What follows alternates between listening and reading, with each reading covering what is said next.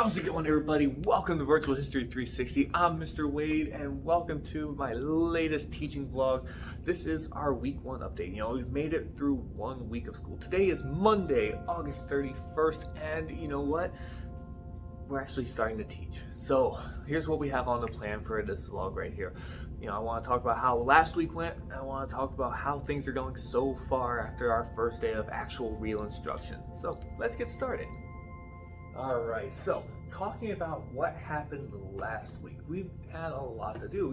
First week is typically procedures. It's typically going over the stuff, the welcome home letters, going over class supplies, going over, school procedures, and we did all of that.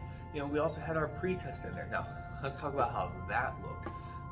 Because if you don't remember, I'm teaching 4 digital classes and 2 face-to-face classes. So for our digital classes, we use a platform called School City. It uses a program called GradeCam, for bubble sheets, and we're familiar with that. We use that, but because our kids are online, we've had to push the test online, and for some kids, worked without a flaw, worked perfectly.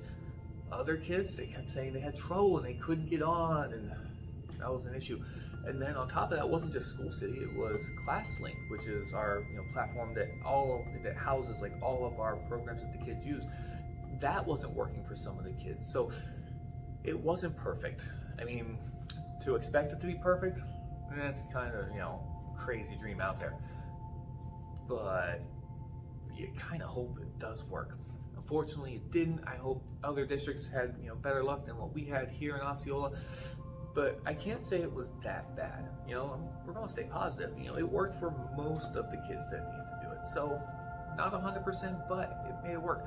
So we went through our school procedures, and personally, I handled my online classes as if they were face-to-face with me. And I kind of mentioned that before, but we went over school procedures, and my kids might have been wondering, why are you going over school procedures if we're online? I go, because, well, eventually things are going to get better and you're going to be back on campus and you're going to have to follow these same rules. So we covered school procedures. I went over my class procedures. We even talked about how to do a fire drill with my online kids. Sense of normalcy I think is important. So that's why I was doing that. What else? We went over procedures. I'm doing a thing this year. If you go on Amazon Prime, and this is not sponsored by any means. I wish they would pay me, but they don't. But on Amazon Prime, they have the Grand Tour starring Jeremy Clarkson, James May, and Richard Hammond, the old Top Gear guys. Well, I had a great idea, because teaching world history and even U.S. history, it's going to work, but to do a grand tour of the areas that we're studying. Have the kids do a modern road trip and plan it out. It's a way of enrichment, but it also gives me time to then interview each kid individually at the end of each unit to see how much work they've done and what level of the scale they've mastered.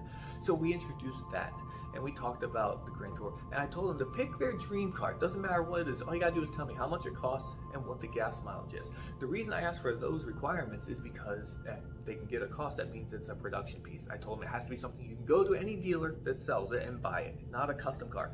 And I said it has to have gas mileage, because if the EPA is putting out gas mileage numbers, that means it's street legal.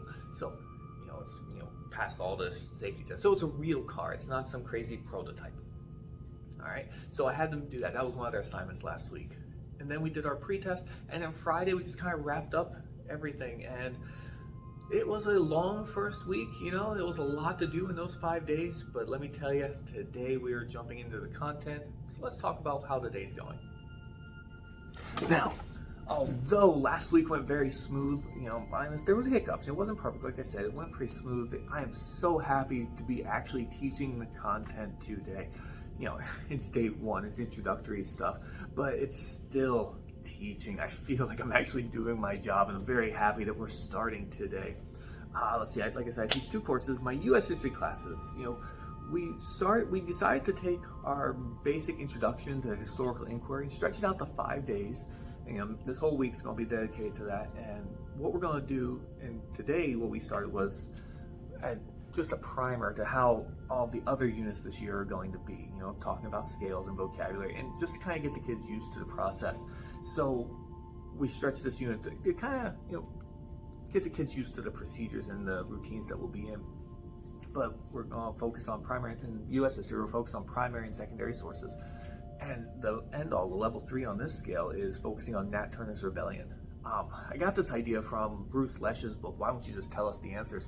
And basically, we look at a bunch of pictures and a bunch of documents, primary and secondary, whether it be if you're thinking time or if you're thinking, actual Nat Turner's words. We look at some different accounts from different people, and then the kids are going to use that and interpret those sources into their own account and determine whether Nat Turner was a hero or a villain. Okay? Because it depends on what side you're on, right? So there's no right or wrong answer for this. It's, what do you think? Was Nat Turner a hero or was Nat Turner a villain? I think it's a pretty cool lesson. And at the end, the goal is to create a historical marker. You're driving down the highway and you see those signs. I want them to create a historical marker and then explain the story of Nat Turner, but with that implicit bias, saying whether he was a good guy or a bad guy. But they have to tell me what happened. I think it's a good lesson, a good activity. I think the kids really get a lot out of this. So that's our plan as we move forward through the week. So that's U.S. history. World history, we are starting our first unit. We're not doing the half unit. We're jumping right in with geography. So I'm excited. It's day 1, but we're getting the ball rolling. So we're doing the vocab and the scale and the assignment options. We're giving that to the kids today. And then as we roll forward, level 1, level 2, we're going to be looking at different types of maps. That's a big one. I have a fun activity planned for that one. It's basically, we'll give them an orange. And if they're online, I'm going to tell them the day before that they need to get like a cutie because it's easier to peel. But they have to draw something on it. Then they have to peel the orange and try and lay it out flat to demonstrate how map projections can be distorted. So I think that's going to be a fun one for them to do. I think they're going to really enjoy that. So I think I want to just leave by saying that I'm very, very excited to be back teaching again. What about you guys? I don't know if you started yet. I don't know how far along you are, but I made it to the first 5 days of procedures, and now we're jumping into content starting with week 2. So it's day 6 of the school year. It's Monday, August 31st.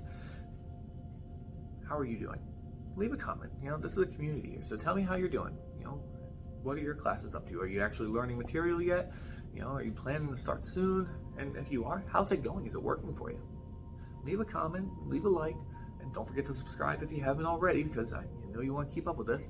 So I'm going to let you go. So for Virtual History 360, I'm Mr. Wade. I'll see you next time.